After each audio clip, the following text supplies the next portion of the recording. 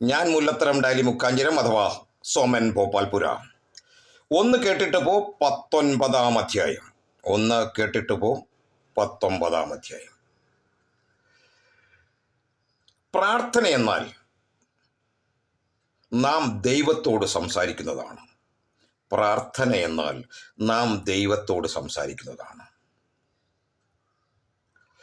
വചനം കേൾക്കുന്നതും വചനം വായിക്കുന്നതും ദൈവം നമ്മോട് സംസാരിക്കുന്നതാണ്.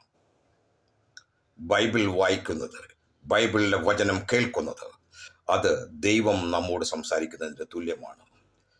ഈ വാക്കുകളും വാചകങ്ങളും ഒക്കെ നാം പഠിക്കാൻ തുടങ്ങുന്നത് ചെറിയ കൊച്ചുനാളിലാണ്. ഞാനൊക്കെ ആശാൻ കളരിയിലാണ് പഠിച്ചിരുന്നത്.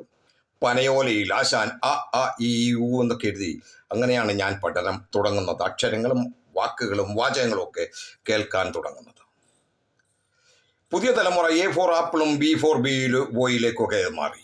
അതെന്തുമാകട്ടെ, വാക്കുകൾക്ക് ഒരു പ്രത്യേക ശക്തിയുണ്ട്. വിശേഷിച്ച് വചനത്തിന്. വചനം ദൈവത്തിൻ്റെ ശബ്ദമാണ്. അതുകൊണ്ട് തന്നെ അതൊരു ശക്തിയുണ്ട്.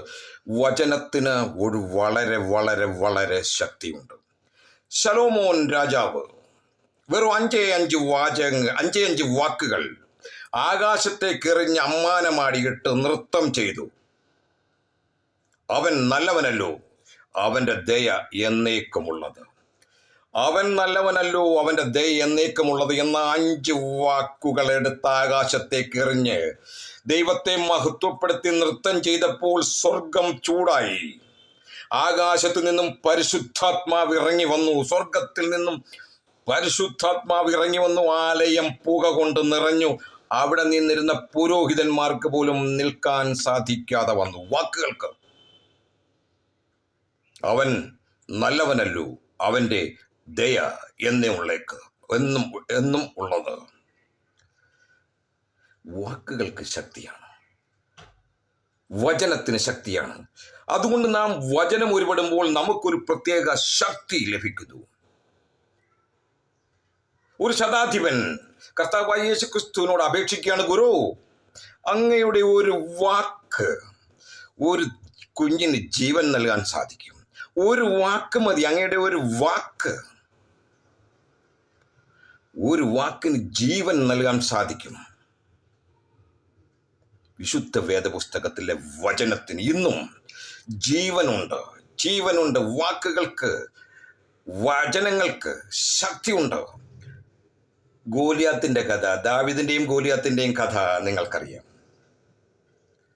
ഗോലിയാത്ത് അവിടെ നിന്ന് വെല്ലുവിളിക്കുക, ഇസ്രായേലിൽ ആരെങ്കിലും ഉണ്ടോ എന്നോട് മത്സരിക്കാൻ, എന്നെ ഒന്ന് തോൽപ്പിക്കാൻ? എന്നെ തോൽപ്പിച്ചാൽ, ഞാൻ എന്ന വ്യക്തിയെ, ഗോലിയാത്ത് എന്ന എന്നെ തോൽപ്പിച്ചാൽ ഈ മിസ്രയീം മുഴുവൻ നിങ്ങൾക്ക് അടിമയായിരിക്കും. തിരിച്ചായാൽ, ഞാൻ ജയിച്ചാൽ നിങ്ങൾ എനിക്ക് അടിമ. വെല്ലുവിളിക്കുക. അവിടേക്കൊരു ബാലൻ ചെല്ലുകയെ, ബാലൻ ഗോലിയാത്ത് എന്ന മല്ലന്റെ മുൻപിലേക്ക് ഒരു ബാലൻ ദാവീദ് കടന്നു ചെല്ലുന്നു. അവിടെ എടുത്തു പറയുന്ന ചില വാക്കുകൾ, വാചകങ്ങൾ ഞാൻ ശ്രദ്ധിക്കണം. പടച്ചട്ടയും അമ്പും വില്ലും വാളും പരിചയം എല്ലാവിധ സന്നാഹങ്ങളോടും നിൽക്കുന്ന ഗോലിയാത്തിനോട് ദാവീദ് പറയുന്നു, ഇതെല്ലാം നിന്റെ കയ്യിലുണ്ടായിരിക്കാം, പക്ഷെ എൻ്റെ കയ്യിൽ ഒരു പേരുണ്ട്, ഒരു നാമമുണ്ട്, ഒരു വാക്കുണ്ട്, ഒരു നാമം. അവിടെ അമ്പോ വില്ലോ വാളോ പരിചയമൊന്നുമല്ല. ദാവീദിന്റെ കയ്യിലുള്ളത് ഒരു പേര്, യഹോവ എന്ന പേര്, ഒരു വാക്ക്. ആ വാക്കിന്റെ പിൻബലത്തിലല്ലേ ദാവീദ് അവിടെ ജയിക്കുന്നത്. വാക്കുകൾക്ക് ശക്തിയുണ്ട്. എന്നും അന്നും ഇന്നും വാക്കുകൾക്ക്, വിശേഷിച്ച് വചനത്തിന്, അത് ഉരുവിടുന്നത് ഒരു ശക്തിയാണ്. കർത്താവായ യേശുക്രിസ്തുവിനെ ദാവീദ് പുത്ര കരുണയുണ്ടാകണമേ എന്ന് കരഞ്ഞപേക്ഷിച്ച ആരെങ്കിലും നന്മ അനുഭവിക്കാതെ പോയിട്ടുണ്ടോ? നസ്രയനായ യേശുവേ എന്ന് കണ്ണീരോടെ വിളിച്ച ആരെങ്കിലും വിളിച്ചിട്ടുണ്ടെങ്കിൽ യേശുവിൻ്റെ പാദങ്ങൾ ആ നിമിഷം അവിടെ നിന്നിട്ടുണ്ട്. കാരണം യേശു ആരാണെന്നറിയാമോ? കാട്ടത്തിയുടെ മുകളിൽ കയറിയിരിക്കുന്ന സക്കറിയാവിനെ കണ്ടുപിടിച്ചവനാ യേശു. സമുദ്രത്തിന്റെ അടിത്തട്ടിലൂടെ ഒഴുകിക്കൊണ്ടിരുന്ന മത്സ്യത്തിന്റെ വയറ്റിൽ ദ്രഹ്മപ്പണമുണ്ടെന്നറിയാവുന്നവനാ യേശു. അവനെ തൊട്ടവർ സൗഖ്യമാകുന്നു, അവൻ തൊട്ടവർ സൗഖ്യമാകുന്നു. ആര് കരഞ്ഞുകൊണ്ടോ നെഞ്ചുരുകി ചങ്കുപൊട്ടി യേശുവേ ദാവീദ് പുത്ര സഹായിക്കണമേ, കരുണയുണ്ടാകണമേ എന്ന് പറഞ്ഞ് അലി വാക്കുകൾ പറഞ്ഞാൽ അവിടെ നിങ്ങൾക്ക് നന്മ ലഭിക്കും. നിങ്ങളുടെ എന്താവശ്യവും അതിനുവേണ്ടി നിങ്ങൾ ഏത് മതസ്ഥരാകണമെന്നോ ഏത് ജാതിയാകണമെന്നോ നിങ്ങൾ ആരാണെന്നോ എന്താണെന്നോ ഒന്നും ഒരു പ്രശ്നമല്ല.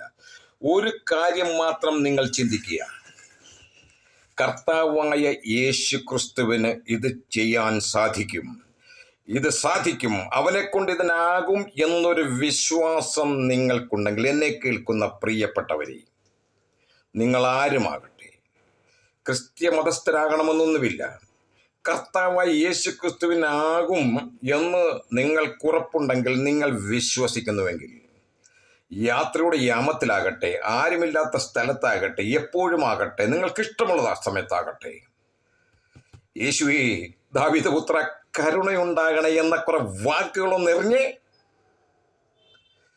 മകളുടെ വിവാഹം നടക്കുന്നില്ലായിരിക്കും, സാമ്പത്തിക ബുദ്ധിമുട്ടുകൾ ഉണ്ടായിരുന്നിരിക്കാം, ആശുപത്രിയിൽ നിങ്ങളുടെ ആരെങ്കിലും അതുപോലുള്ളവരായിരിക്കാം, ഭീമാകാരമായ രോഗത്തിൽ കഷ്ടപ്പെടുന്നവരായിരിക്കാം, ജോലിയില്ലായിരിക്കാം, പല പല ബുദ്ധിമുട്ടുകളായിരിക്കാം. അതൊന്നും ഞാൻ ചോദിക്കുന്നില്ല. വാക്കുകൾക്ക് ശക്തിയുണ്ടെന്ന് ഞാൻ നിങ്ങളെ ഓർപ്പിക്കുകയാണ് ഈ കഥകൾ പറഞ്ഞുകൊണ്ട്. ഇതുപോലുള്ള അനുഭവങ്ങൾ പറഞ്ഞുകൊണ്ട് ഞാൻ ഒരിക്കൽ കൂടി ഓർപ്പിക്കട്ടെ. ആര് നസ്രയനായ യേശുവേ കരുണയുണ്ടാകണമേ, ദാവീദ് പുത്ര സഹായിക്കണമേ എന്ന് പറഞ്ഞാൽ അത് ആരും ജാതി മതഭേദമെന്നെ അവൻ അതിനുള്ള കഴിവുണ്ട്, അവനെ കൊണ്ടാകുമെന്ന് വിശ്വസിക്കുന്നുവെങ്കിൽ ഈ വാക്കുകൾ നിങ്ങൾ ഉച്ചരിച്ചാൽ നിങ്ങളുടെ ആവശ്യം ഉറപ്പാ അത് സാധിച്ചിരിക്കും. എന്തും കാരണം അവൻ കരുണാമയന, അവൻ വ്യക്തികളെ നോക്കിയല്ല.